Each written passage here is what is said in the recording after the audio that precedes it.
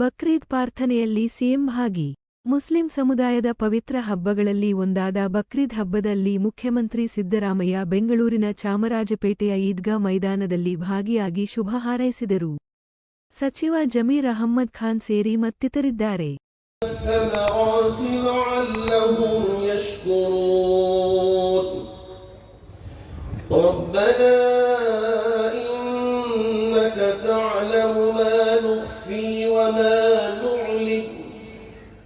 وما يخفى على الله من شيء في الأرض ولا في السماء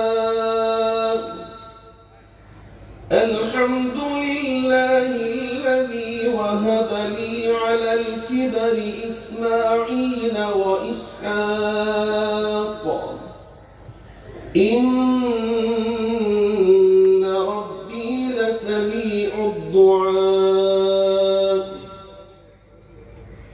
رب اجعلني مقيم الصلاة ومن ذريتي ربنا وتقبل دعاء जल्द जल्द ईदगाह तशरीफ लाएं, जो खाली जगह है उसे पूर्ण करें।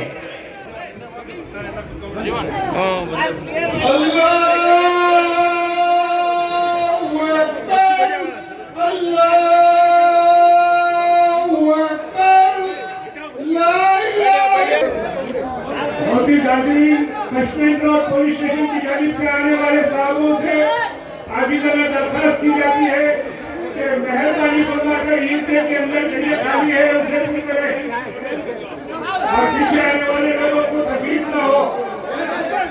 अल्लाहु अकबर, अल्लाहु अकबर, ला इलाहा इल्लल्लाह।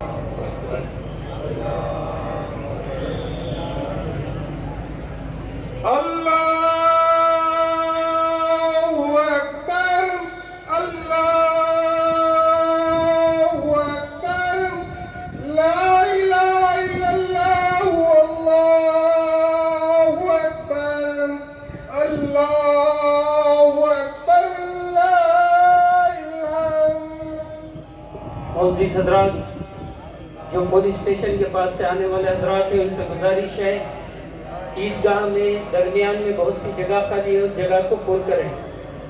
पीछे बैठने की कोशिश ना करें, पीछे बैठने से आने वाले मुसल्लियान इकराम को बहुत सी तकलीफ होगी।